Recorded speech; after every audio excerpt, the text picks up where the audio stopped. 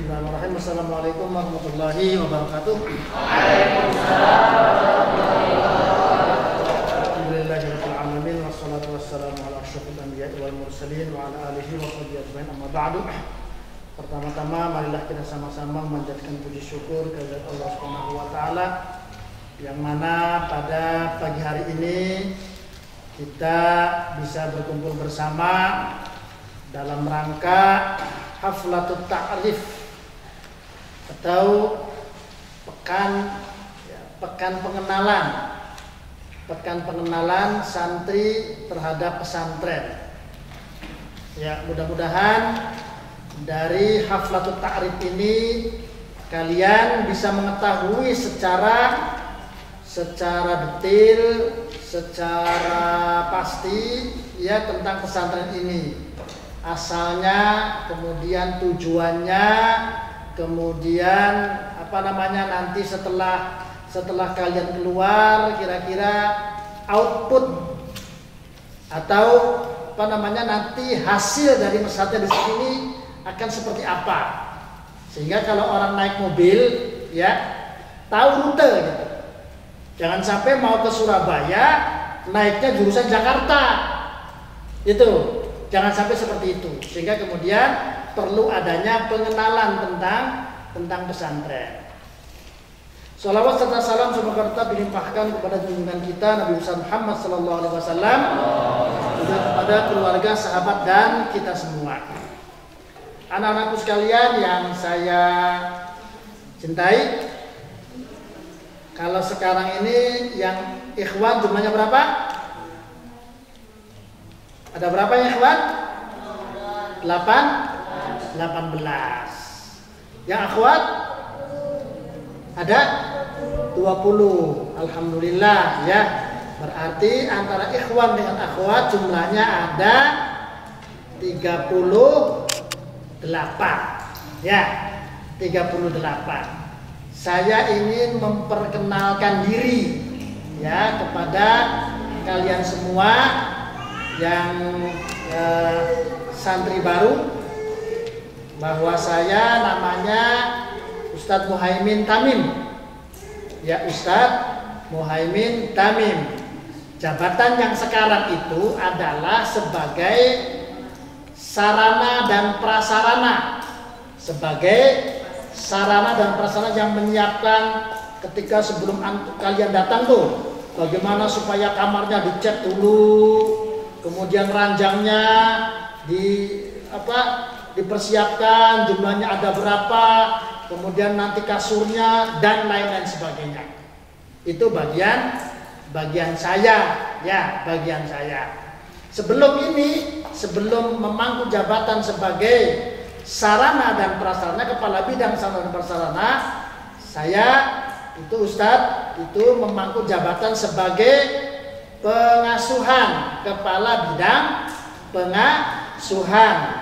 Jadi tentang kalau misalkan ada santri yang sakit, ada yang santri yang tidak mau makan, ada santri yang misalkan kecelakaan, ada santri yang berantem, itu semua ada di bidang pengasuhan. Ya, ada yang bidang pengasuhan, ada yang kehilangan barang dan seterusnya.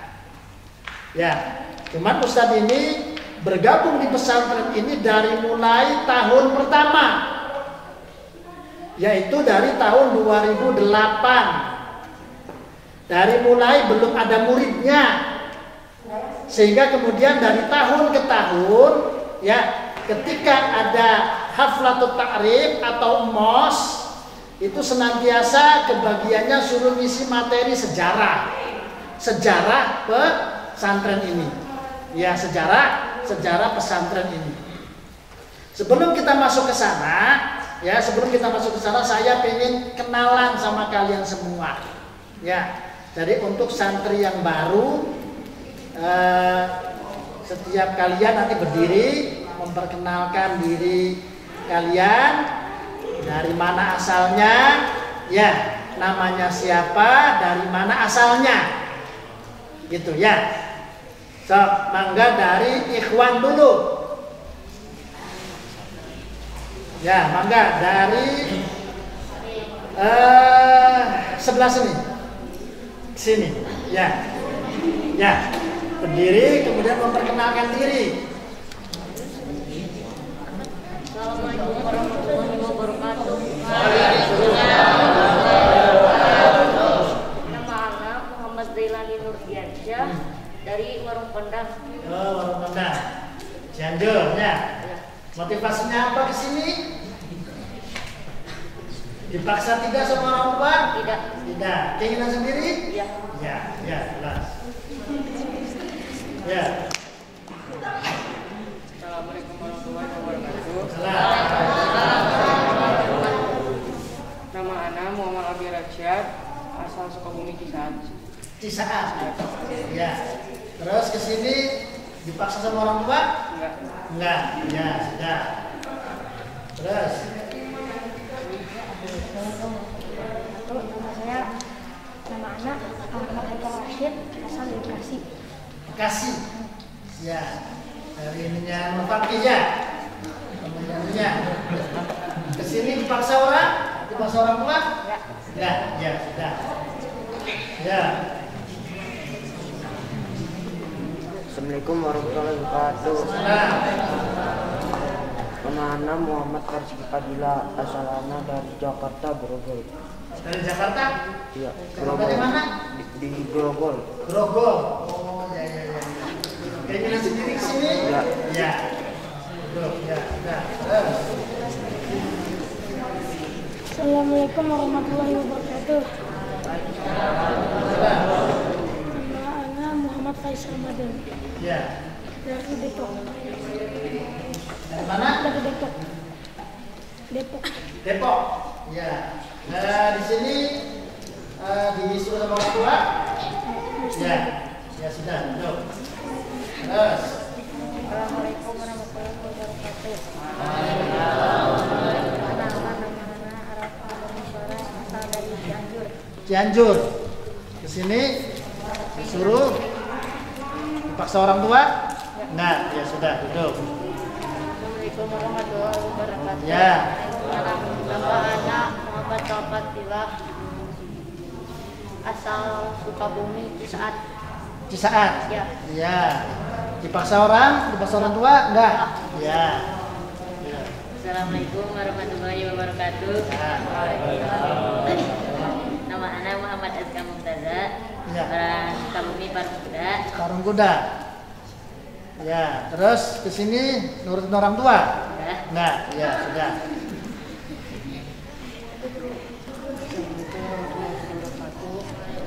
Salam. Siapa namanya? Rahadian. Ya, dari mana? Dari Sukabumi. Sukabumi mana? Sukabumi Ciaur. Ciaur, ya. Ya, sudah, duduk. Ya. Ya. Ya. Asal dari Bandung. Bandung. Bandung mana? Ya, ya, ya. Salah. Ciaur, ya. Ya, terus yang baru semua. Salah. Ya. Kedung? PSI. Oh, dekat. Ya.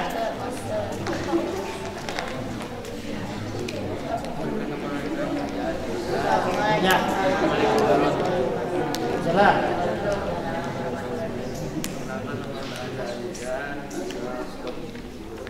Ya.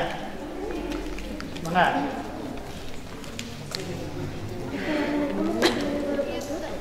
Ya, salah.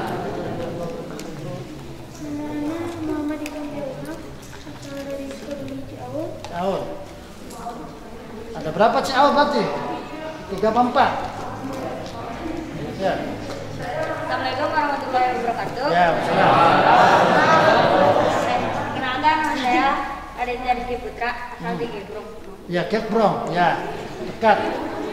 Ya, selorokan aja, ya. Assalamualaikum warahmatullahi wabarakatuh. Ya. Perkenalkan nama anak Fadila Muhammad Yusuf. Fadila Muhammad Yusuf. Ya, dari Asal dari Cirengas. Cirenghas. Ya. Terima kasih. Nah, sudah semua ya? Nah, sekarang Akhwan. Ya, dari sini. Assalamualaikum warahmatullahi wabarakatuh. Ya, Nama saya Asma Safira, asal dari Sukabumi Cisaat. Cisaat. Ya. Nama anak Umairah Salamika dari Bandung. Bandung mana? Ya, sudah, ya. Pasti ya. Ya sudah nggak apa-apa. Biar yang lainnya kenal gitu. Assalamualaikum warahmatullahi wabarakatuh. Iya. Nama anak Fatia Syahidah. Iya. Iya. Sarfa Zahwa dari Sukabumi Cipelang. Mana Cipelang? Oh iya. Salam. Siapa? Ya. Kelapa Gading. Iya. Ya. Tesha. Oh, dulu pernah ada nama Tesha di sini. Ya. Dari gedung mana? Ke sana. Ya. Ya. Ya. Sama. Ya.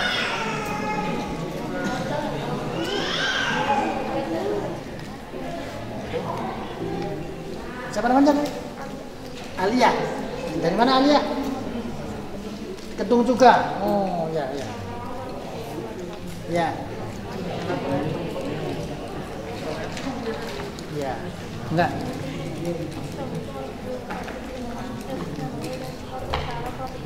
Kelapa Gading, ya.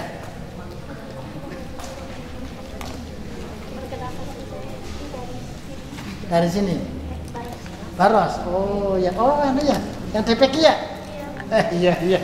Perasaan kayak udah kenal gitu. Ya.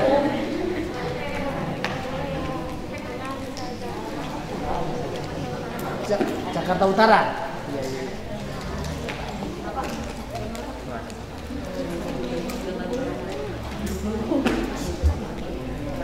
Ya. Sok. Apa namanya? Sukabumi. Ya. Ya. Sukabumi mana? Utara. Makanya.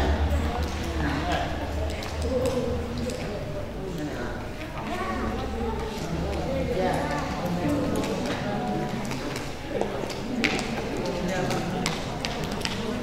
Saat, ya.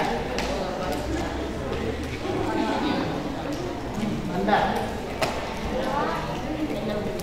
Ya. Oh, tahu. Ya, tahu.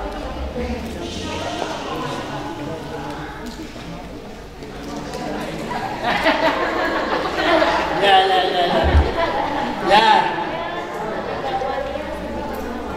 Alhamdulillah kita sudah memperkenalkan. Saya sudah memperkenalkan kepada kalian sudah memperkenalkan diri kepada saya. Alhamdulillah ini tahun ini nih kelihatannya dari sisi fisiknya subur-subur. Dari subur-subur gitu, gede-gede, berarti sejahtera. Kalau badannya subur-subur, gede-gede itu berarti tidak kekurangan gizi gitu. Ya. Kalau tahun kemarin agak ada yang kecil-kecil gitu. Ini yang fisiknya. Sekarang gede-gede. Alhamdulillahi Rabbil Alamin.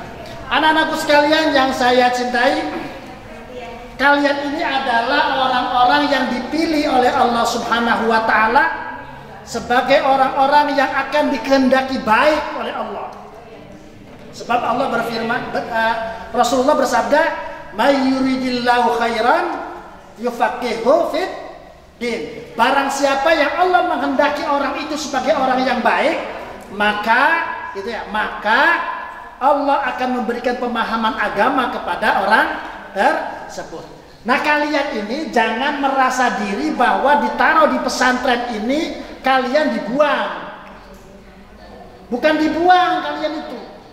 Ya, bukan dibuang, bukan disengsarakan oleh orang tua, bukan. Tetapi justru kalian itu dididik oleh orang tua supaya menjadi anak-anak yang mempunyai pribadi yang kuat, mental yang kuat, pemahaman agama yang kuat, gitu, wawasan keilmuan yang tinggi, sehingga kemudian bisa menjadi orang-orang yang mandiri, ya, orang-orang yang mandiri. Semuanya bisa dilaksanakan, semuanya bisa berpegang teguh kepada diri sendiri, gitu. Ya, karena di pesantren itu pada dasarnya adalah kalian itu belajar tentang kehidupan,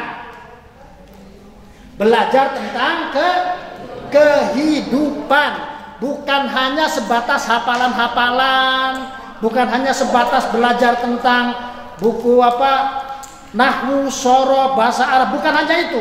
Tetapi semua yang kalian lihat, kalian dengar, kalian saksikan, semua kebiasaan-kebiasaan yang ada itu adalah pelajaran. Sebab nanti kalian akan merasakan bagaimana pahitnya berpisah sama orang tua. Ada rasa kesepian, ya. Ada yang nangis? Semalam ada yang nangis? Nggak ada. Ada yang sedih?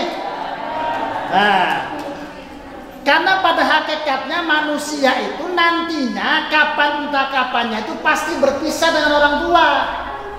Tidak akan, misalkan orang tuh mau ngikut sama orang tua terus kesana kemari. Jangan menjadi anak mami, jangan menjadi anak papi. Itu tidak akan besar-besar kalau orang tidak mandiri. Tahu nggak pisang? Pisang itu kan begitu ini sudah mulai besar tuh, kemudian kan ada anaknya tuh. Kalau tidak dipisah, ini akan menjadi tidak baik buahnya. Maka oleh karena itu pisang itu kan ketika ini kan diambil anaknya dipindah ke tempat lain. Nanti karena dipindah ke tempat lain maka akan menjadi buahnya akan subur, akan bagus. Begitu juga kalian. Itu. Bagaimana nanti cara menanggulangi kesepian? Bagaimana caranya nanti kalau misalkan kalian sedang sakit, kalau di rumah itu minta ini, minta itu. Tuh, kalau di sini kan sendiri. Itu adalah pelajaran tuh. Bagaimana menghadapi sakit, bagaimana menghadapi kesepian, bagaimana menghadapi misalkan uang jajannya habis, ya, uang jajan di kantin uangnya nggak ada, ya kan? Sebab dalam kehidupan itu juga nanti ketika kalian dewasa tuh ada saatnya sudah tidak punya uang. Kalau sudah dewasa, sudah punya anak ya, sudah tidak punya uang, anak nangis, istri ngambek, orang yang nagih utang datang, gitu. Itu perlu ada mental yang kuat. Sebab kalau tidak ada mental yang kuat, nanti bunuh diri itu. Ya, nah, kalian juga diajarkan di pesantren ini bagaimana supaya kalian itu menjadi orang sukses. Ya, menjadi orang yang sukses. Oleh karena itu diajarkan di sini bagaimana supaya kalian bangun jam 4, setengah 4 dibangunkan, kemudian jam 4 disuruh tahajud. Sebab dengan tahajud itu nanti kalian akan menapaki tangga kesuksesan. Tidak ada orang yang sukses di dunia ini yang bangunnya kesiangan, nggak ada. Tidak ada. Seorang pengusaha biasanya bangunnya lebih awal ketimbang karyawan. Dia akan lebih cepat, lebih terengginas, lebih agresif ketimbang karyawan. Oleh karena itu kalian itu dibangunkan jam setengah 4, jam 4 kemudian sudah ada di masjid. Ya, apalagi kalau kalian misalkan mampu ya sebelum subuh tuh mandi sehingga kemudian badan tuh menjadi segar. Ya, mandi, badannya menjadi segar, kemudian akan tahan terhadap penyakit. Itu diantara kunci sukses itu, kita bangunnya itu. Jangan sampai kemudian didahului oleh ayam. Ayam sudah bangun, kita belum bangun. Gitu. Sebab Rasulullah SAW bersabda di dalam hadisnya itu, Allahumma barik li ummati fi buku riha. Ya Allah, berkahilah umatku di waktu pagi. Di pagi hari, artinya dia bangun sebelum matahari terbit. Fajar. Fajar itu sudah bangun. Subuh sudah bangun. Jadi kalau yang rata-rata kan suka bumi nih, itu mah kecil itu. Ya, artinya pakai angkot sudah beres sampai rumah. Gitu. Kalau yang mondoknya jauh, ya di Jawa Timur misalkan, ya, atau misalkan sampai ke luar Jawa, itu lebih ini lagi itu, harus lebih punya tantangan tersendiri. Ya, tantangan sendiri. Ustadz itu punya anak yang pertama itu usia SD, ya, setelah tamat SD ditaruh di sana di Jawa Timur. Di Jawa Timur sudah ditaruh, kemudian Ustadz pulang. Tidak ditengok-tengok itu. Selama 1 tahun. Ya, selama satu tahun. Bukan tega, orang tua juga ada rasa sedih. Tapi memang orang tua juga harus kuat menahan kesedihan berpisah dengan anak, supaya anaknya kuat. Anaknya kuat. Artinya ala kecil lah, Jawa Timur mah kecil. Dunia itu kan besar itu. Iya, jumlah manusianya ada 6 miliar itu. Kalau misalkan kita ke Jawa Timur saja tidak berani, bagaimana kita mau ke Amerika? Bagaimana kita mau ke Soviet? Kan itu seperti itu. Oleh karena itu kalian itu di pesantren ini bagaimana supaya bisa menanggulangi itu. Pikiran kita ada pikiran global. Ya, global. Bukan hanya berpikir masalah Sukabumi saja, bukan hanya Jawa Barat saja, bukan hanya Indonesia saja, tetapi sebagai seorang muslim harus berpikiran global, berpikiran berwawasan internasional. Oleh karena itu bermental internasional. Nah, Ustadz akan bercerita tentang pesantren ini. Pesantren ini namanya Bina Insan Madani. Bina bisa juga bahasa Indonesia, bisa juga bahasa Arab. Kalau bina, bahasa Indonesia kan membina, ya kan? Membina. Kalau bahasa Arab namanya bana yabni binaan, membangun. Bina insan madani, insan ya insan, membangun atau mendidik. Al insan mendidik insan manusia, al madani itu yang beradab. Insan yang beradab, yang tahu hak dan kewajiban, tahu aturan. Jadi kita pesantren ini tujuannya itu tuh, bagaimana mendidik kalian menjadi orang yang madani. Madani itu adalah orang yang tahu hak, kewajiban dan peraturan. Sebab dengan tahu hak dan kewajiban, kemudian tahu aturan, itulah maka akan menjadi manusia yang teratur. Gitu. Manusia yang teratur. Makanya di pesantren semua serba diatur. Serba diatur. Makan jam, kalau pagi jam berapa makan? Jam 7. Ya kan? Sehabis subuh, sehabis olahraga, kemudian makan. Setelah makan kemudian siap-siap masuk kelas.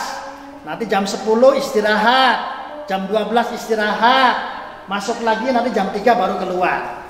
Semua serba diatur, karena dalam Islam itu semua diatur. Ketika kita melek, ya kan, bangun tidur kan, alhamdulillahilladzi ahyana ba'dama amatana wa ilaihin nusyur, kan aturannya itu. Kemudian kita duduk sebentar, setelah duduk kemudian baru kita masuk ke kamar mandi, Masuk kamar mandi juga ada aturan lagi tuh. Allahumma inni a'udzubika minal khubuthi wal khaba'is. Kemudian setelah itu kita misalkan buang air kecil. Buang air kecil saja tuh ada aturan tuh. Caranya kan begini. Ya, cara orang mau kencing tuh. Istilahnya jangan lurus, sebab kalau botol ada airnya ditumpahin dengan kondisi tegak lurus itu tidak akan lancar tuh keluar airnya. Setelah itu maka kemudian kita mandi, setelah mandi kemudian sholat, ada aturan semua. Cuman kadang-kadang kita itu tidak memperhatikan aturan, sampai kepada kita pakai sendal saja juga ada aturannya. Pakai yang kanan dulu, gitu dan seterusnya. Nah, untuk tujuan itu maka kemudian pesantren tuh bikin aturan. Ya, gitu. Nah, sekarang kapan pesantren ini sejarah berdirinya kapan? Itu sebenarnya sudah cukup lama. Jadi ini pesantren ini adalah wakaf dari namanya Ibu Hajah Zorifah. Ibu Hajah Zorifah, dari mulai tanahnya, kemudian gedung-gedungnya, kemudian biaya operasional di awal-awal itu semua dari Ibu Hajah Zorifah. Beliau adalah orang kaya, seorang pengusaha sukses di Jakarta, asalnya dari Garut.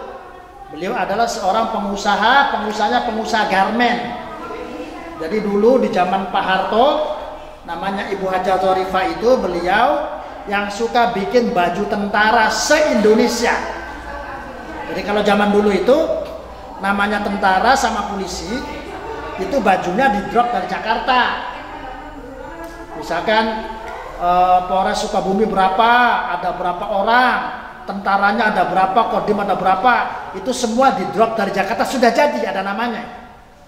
Itu dari beliau. Sehingga beliau menjadi kaya raya, namanya juga membuat baju tentara dan polisi se-Indonesia. Itu bisa dibayangkan lah. Beliau adalah orang yang soleh, sebab kalau tidak soleh tidak akan memberikan wakaf sebegitu besar. Ini kalau misalkan tanah ini dijual sekarang itu berapa ratus miliar ya, 1 meter saja tuh sekarang sudah di angka sekitar 3-4 juta. Nah ini beliau mewakafkan 36.000 meter untuk pesantren ini. Kemudian dicari bagaimana caranya supaya segera dibangun pesantren ini. Ternyata mencari biayanya juga tidak susah, tidak mudah. Ya, mencari biaya tidak mudah, cari sumbangan tidak mudah. Maka kemudian beliau, ya sudahlah kalau begitu nanti saya bangun sendiri saja. Beliau itu kemudian menjual tanah di Jakarta di Jalan Gatot Subroto. Gatot Subroto itu kan Jakarta kan mahal sekali tuh. Ya, dijual di sana, dapat uang besar di sana. Maka kemudian sebagian dari harta itu ada sekitar dapat 30 miliar dulu tahun 2000, antara tahun 2006-2007 dijual di sana sekitar dapat 35 miliar. Kemudian sebagian dari itu dibagi untuk keluarga dan untuk membangun ini. Maka dibangunlah masjid ini. Dulu beliau bercita-cita, nanti saya pengen masjid yang besar, yang masjid itu dipakai untuk para musafir.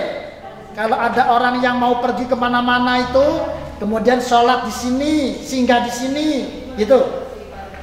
Saking kayanya itu namanya Nike tuh, pabrik sepatu tuh, tanahnya beliau. Itu namanya apa? LPG, itu punya beliau. Kuda di sana punya beliau. Ada sekitar 42 lokasi tanah yang beliau miliki. Dan sampai sekarang pun pembagian warisnya tuh belum beres karena saking banyaknya. Itu. Oleh karena itu marilah kita sama-sama ya menghadiahkan Al-Fatihah kepada beliau. ala dinnya wa kuliyatus sholihah. Al-Fatihah.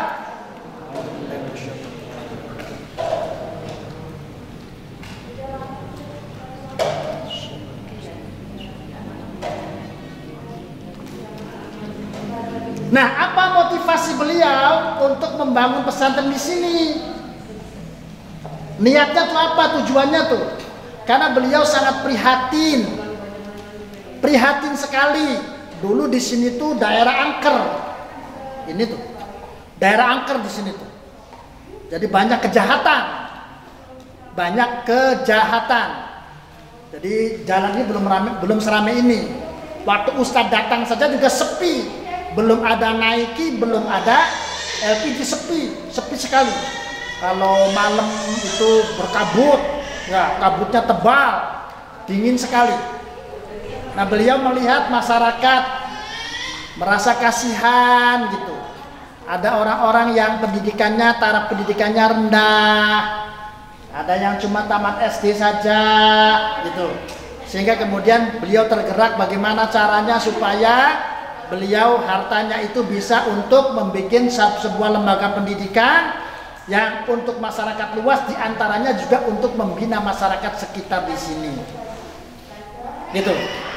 Gak apa-apa, gak apa-apa, ini ada 36.000 diwakafkan untuk bikin pesantren. Ini sekitar habis 9 miliar. Bukan 9 miliar sekarang, bukan. 9 miliar tahun 2007.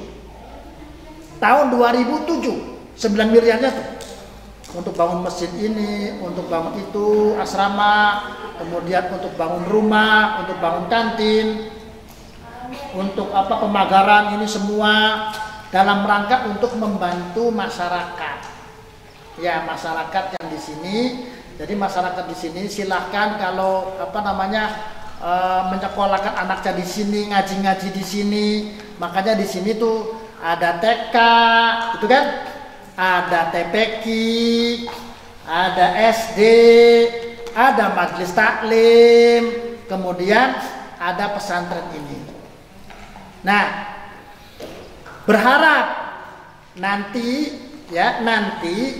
dari lulusan di sini itu menjadi orang-orang yang soleh, berpendidikan tinggi, berakhlak mulia, berwawasan luas. Ya, ada yang lulusan dari sini itu sudah menjadi staf ahli gubernur Ridwan Kamil. Nah, sekarang jadi gubernur tuh. Staf ahlinya lulusan dari sini. Ada. Kemudian ada juga yang menjadi hakim agung di Mahkamah Agung di sana di Jakarta. Lulusan dari sini. Dari sini kemudian dia sekolah lagi ke UGM, kemudian ada kesempatan ngelamar sebagai pegawai ASN di pengadilan, diterima kemudian menjadi hakim di sana di Mahkamah Agung. Ada yang menjadi kiai, ustadz, ya seperti Ustadz Badar itu jadi kiai. Ya, jadi kiai. Ada yang jadi pengusaha. Kemudian ada yang sampai sekarang belum pulang, masih ada di Mesir. Yang masih ada di Mesir masih ada 3 orang tuh belajar di sana. Nanti diharapkan menjadi para asatid. Jadi di sini itu bagaimana supaya kalian itu pesantren di sini tidak harus jadi kiai semua, tidak. Mungkin ada yang jadi pengusaha, mungkin ada yang jadi tentara, mungkin ada yang jadi kiai, dan seterusnya. Yang penting tadi menjadi manusia yang berakhlak, tahu hak dan kewajiban, tahu aturan, itulah yang disebut dengan madani. Menjadi manusia yang madani, beradab, berperadaban. Ya, manusia yang makanya bina insan madani, sesuai dengan keinginan dari Wakifah, yaitu Ibu Hajah Thorifah. Ya, Ibu Hajah Thorifah. Nah, anak-anakku sekalian yang saya cintai, nanti kalian di sini itu ada berbagai macam kegiatan. Ya, jadi pesantren itu jangan kemudian konotasinya sudah kumel, ya pakaiannya bau, makannya nggak enak, tidurnya ngampar, gitu ya. Terus dekil, kotor, itu yang demikian itu harus dihindari.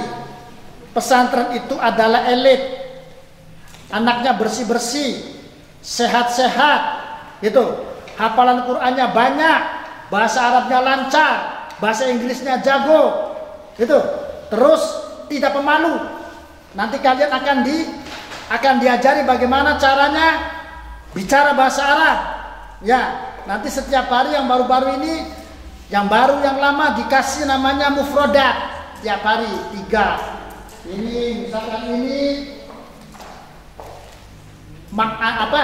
maktabun, ya. Terus ini balatun, ini qo'a. Nanti satu hari dapat 3 kata. Sampai 3 bulan. Kalau 3 kata kali 13, 90 kali 3 berapa? 270. 270 itu sudah bisa ngomong mestinya. Sudah bisa ngomong bahasa Arab. Nanti bahasa Inggrisnya juga sama. Jadi sini di samping memang nanti ada hafalan 3 juz. 3 juz apa 5 sekarang ya? 5 juz. Jadi diharapkan nanti kalian ketika tamat dari sini hafal 5 juz. Bahasa Arabnya pintar, bahasa Inggrisnya jago. Bahasa Arab dan bahasa Inggrisnya adalah kunci dunia akhirat. Kalau kalian ingin menjadi seorang ulama, tidak mungkin bisa jadi ulama kecuali dengan pintar bahasa Arab. Dia bisa baca tulisan Arab. Sebab tidak mungkin kalau misalkan seorang ulama bacanya terjemahan, nggak mungkin. Terjemahan Al-Qur'annya terjemahan, tafsirnya terjemahan, nggak mungkin. Ya. Kemudian kalau kalian ingin menjadi pejabat, misalkan ingin menjadi pengusaha, ingin kemudian linknya ke Eropa sana, bisa, yaitu dengan bahasa Inggris. Ya, dengan bahasa Inggris. Jadi ini dunfid dunya hasanah wa fil akhirati hasanah. Kita cuma memberikan kunci-kunci, memberikan dasar kepada kalian supaya kalian menjadi orang-orang yang sukses fid dunya wal akhirah. Itu anak-anakku sekalian yang saya cintai. Nah, oleh karena itu ya, jadi beliau sudah memberikan wakaf yang sebegitu besar kepada pesantren. Kemudian pesantren itu mulai berjalan dari tahun 2008, tahun ajaran 2008-2009. 2008-2009 terus jalan dengan kondisi masalahnya di sini kan di kampung.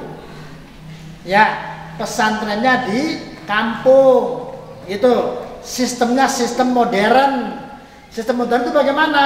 Sistem modern itu ya semua cara pengajarannya modern, kemudian semuanya itu juga dilaksanakan secara modern. Kalau pesantren salaf itu dulu ustadz ke pesantren salaf nih. Ketika pesantren itu tidak bawa apa-apa, tidak bawa kasur dan nggak ada kasur. Jadi datang itu bawa koper, kemudian bawa tikar pandan tuh. Udah. Taruh di situ satu kamar itu ada 30 orang. Satu kamarnya 30 orang, ukuran kamarnya itu cuma 3 kali 4. Sama dengan ukuran kantor yayasan segitu. Isinya 30 orang cuma untuk naruh koper saja di situ. Nanti kalau malam tidurnya sembarangan, ada yang di masjid, ada yang di emper di mana-mana. Makanya masak sendiri.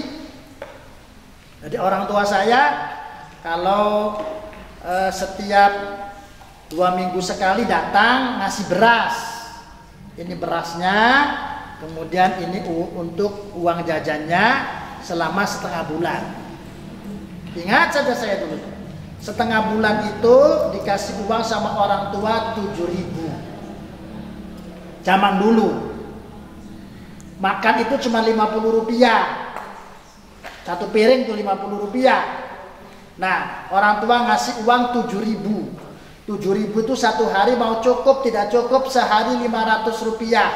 Dengan berasnya itu nanti pakai cangkir tuh. Jadi sehari itu sekali masak 1 cangkir. Wah, itu kalau nggak ada kompor, nggak ada. Kalau masak tuh pakai dapur, pakai kayu. Jadi kalau mau makan sudah lapar itu harus cari kayu dulu. Cari kayu baru masak nasi. Ya, masak nasi. Nanti itu setelah masak beres dibagi. Kalau misalkan kita reng-rengan uang 10, orang 10 dibagi 10. Gitu. Nanti masing-masing beli lauk sendiri-sendiri. Gitu. Kalau di sini secara modern kan tidak begitu. Semua ditanggung dimasak oleh pesantren. Terus kemudian kalau misalkan lagi musim kemarau begini mah nggak masalah, banyak kayu kering, ya. Tapi kalau lagi musim hujan kan susah, kayunya basah semua kena hujan. Maka kemudian zaman Ustadz dulu tuh kalau misalkan musim hujan itu masaknya pakai apa? Pakai sandal jepit. Jadi kayunya sandal jepit. Satu sandal jepit itu bisa masak untuk satu panci itu satu sandal jepit. Ya agak bau. Ininya nasinya agak bau. Habis bagaimana lagi? Itu seperti itu. Jangankan tidak ada istilah yang namanya laundry itu nggak ada. Zaman dulu nyuci sendiri. Tidak ada setrika-setrikaan, nggak ada. Makanya kemudian dikesankan seolah-olah bahwa pesantren itu tadi kumel karena bajunya nggak disetrika. Nyucinya juga kurang bersih. Itu zaman dulu. Sekarang ini secara modern. Iya, semua ditanggung oleh lembaga. Kemudian kalau zaman Ustadz dulu itu kiai, kemudian yang ngajar itu aja satu itu. Kalau sekarang guru-gurunya banyak. Ya, kalian akan diajari bagaimana fikih, kemudian ada nahwu, ada sorof, ada bicara, takbir, ada hiwar dan seterusnya. Banyak pelajarannya tuh. Ya, banyak pelajarannya untuk supaya kalian menjadi orang-orang yang secara mentalitas kuat. Karena nanti setiap minggu ada namanya muhadharah. Dilatih untuk bagaimana bisa bicara di depan umum. Bisa khutbah nantinya. Kalau yang kelas 8, kelas 9 itu kalau Jumatan ngumumin. Hadirin sekalian, sidang Jumat yang berbahagia bahwa khotib pada hari ini nanti selaku imam ini gitu. Itu juga yang namanya berdiri di depan tuh kalau nggak biasa tuh gemeteran kakinya. Ya. Nanti kemudian ngomongnya lupa semua tuh. Ya, bagaimana mau jadi pemimpin kalau ngomong saja nggak bisa? Sebagai seorang pengusaha, kalau jadi pengusaha itu juga butuh mental yang kuat. Menghadapi orang itu harus pintar. Ustadz ini kan dulu sebagai pedagang. Ya, sebelum di pesantren itu Ustadz dulu lama sebagai pedagang pakaian. Pedagang pakaian. Itu pertama kali belajar itu ketika bawa dagangan ke pasar tuh bagaimana ya nawarinya tuh. Keliling ke sana kemarin nawarin ngomongnya tuh nggak berani ke toko tuh. Terus Mas bawa apa Mas? Ini apa namanya, bawa baju muslim. Wah, kok jelek-jelek, diomong jelek-jelek tuh sakit hati itu. Nanti harganya berapa? Oh kemahalan segini, sakit hati kalau yang pertama tuh. Nah oleh karena itu juga ada merupakan trik-trik bagaimana menjadi seorang pengusaha itu harus dari sisi ngomongnya tidak kalah, kemudian berpenampilannya yang kira-kira menarik orang supaya ini. Nah itu semua nanti akan diajarkan di sini. Ya gitu di sini.